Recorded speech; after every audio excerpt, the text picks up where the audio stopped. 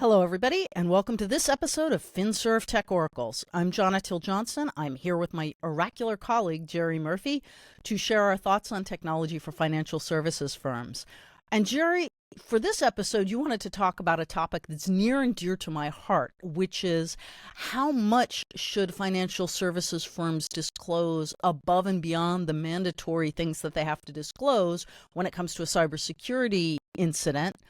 How bad are these incidents likely to be, and kind of what's your take on basically cybersecurity disclosure? Well, I guess the short answer I would say is when in doubt, report. And one of the reasons for that is there's a recent Wall Street Journal article that basically showed when they took longitudinally at companies, the sphere of reputational risk and it's going to damage your stock price just isn't borne out with facts. When you look at the facts over the last 5 or 10 years, it's not having a material effect on stock prices. As a matter of fact, there are some cases where the stock price has actually gone up as a result of somebody saying, I had this thing, here's what we did, I don't think it's going to affect the stock price, and the stock prices has actually gone up. So while those are a little bit edge cases, it is absolutely a fact that you're just not seeing the reputational damage to a company's stock price. It just doesn't happen.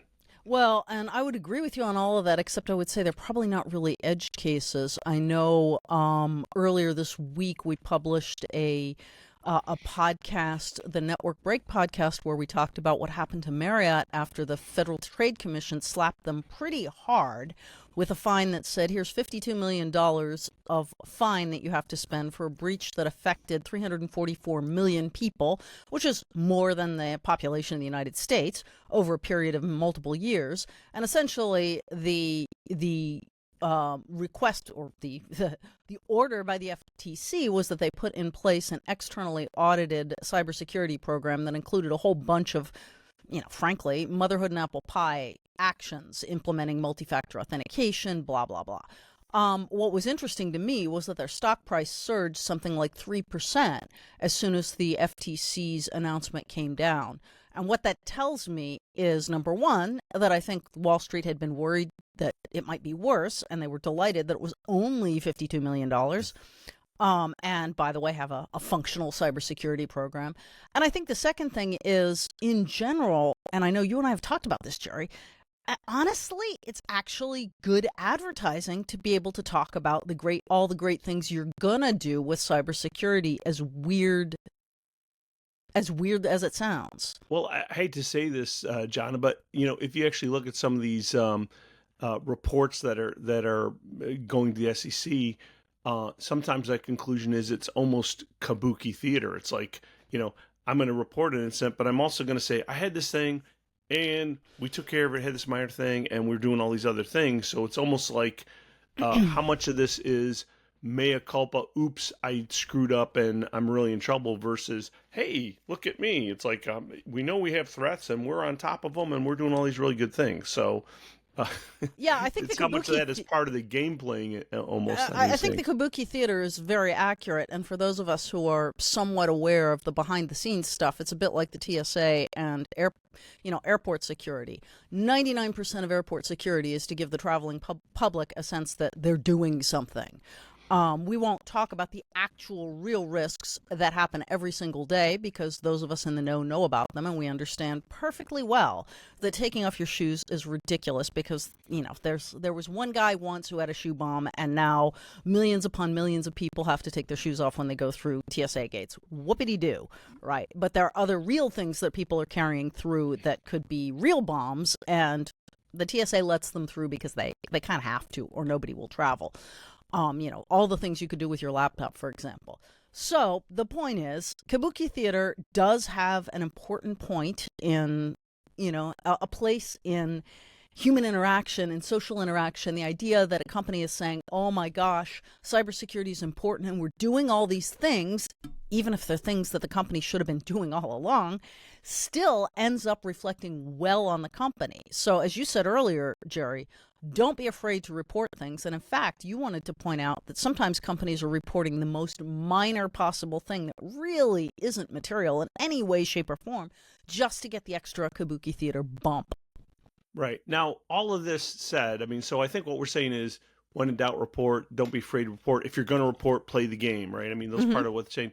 But let's not forget the fact that, we're not saying don't worry about cybersecurity attacks. I mean, they are real attacks. And even if it doesn't damage your stock price, that doesn't mean you're not going to lose customers because you compromise your PII. You're not going to get sued by somebody for some kind of malfeasance. You're not going to actually undergo millions of dollars of losses because you've got unavailability of your systems as a result of these attacks. So clearly, we're not saying don't worry about security because nobody cares. Yes, people care. You still need to take care of these things.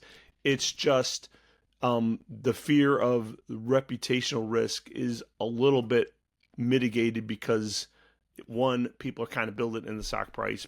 Two, people are kind of assuming everybody's getting attacked with, AI and with all the, millions of bots out there doing things. It's like, it's almost impossible to not get attacked. But yes, you still absolutely want to pay attention to it. And you're going to have some real impacts beyond reputation when you get attacked if you're not preparing for it. And I would weigh in and say you may not even be aware of things like customer loss. I'm not going to name names, but back in the early 90s when the internet was a new thing, there was a company that I'm actually quite fond of and generally does a very good job. They're a consumer goods company, and I'm not going to identify them any further. They're still in business and doing very well. But I was working with them in my capacity as an advisor, and I realized that as they were building out their website, which again was a new thing, the engineers were sending around spreadsheet that had real customer data, including credit cards. And I literally said to myself, do not buy from this company for another couple of years until they figure this out. And I didn't. And I took an unusual hiatus from my usual buying from this company. Now I can tell you their cybersecurity is great, and I could even use their name, but I'm not going to. But the point is, there are real impacts that go above and beyond the stock price, and you may not be able to measure them or tie them directly to cybersecurity because people quietly vote with their feet. Right. So net, I think, Jerry, it sounds like what you're saying is if you've been breached in however minor a fashion, go ahead and report it because it's probably not going to hurt you and it very well might help you. Above and beyond that, there's an element of kabuki theater that you're playing here. So the more you talk about the fact that you have a great cybersecurity program, the better your stock price will do. But let's remember, it's not all about the stock price. There's actual real things going on here as well, including costs that you may be incurring if you get breached, customer loss that may not be directly tied to what's going on, but could be a result of it, and lots of other things. So do the right thing. It's not going to hurt you. It's probably going to help you, and do the right thing because it's the right thing. That's kind of what you're saying. Right. And the last couple things I'd just say is, again, don't wait for the violation.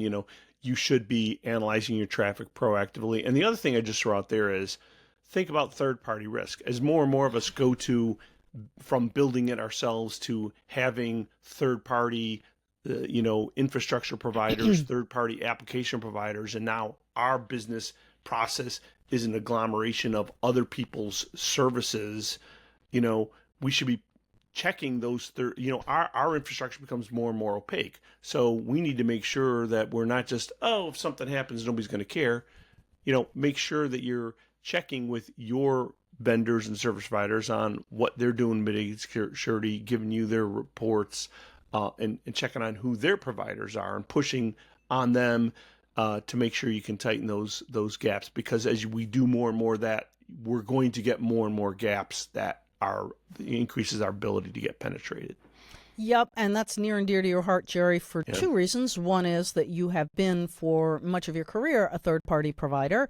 Yep. And also, we are just launching some quick research around a third-party risk. So if it's something you want to participate in, give us a shout. We'd love to talk to you about it. Absolutely. Thanks very much for joining us. That's it until noon next Tuesday. Again, this is FinServ Tech Oracles with your oracular colleagues, Johna and Jerry.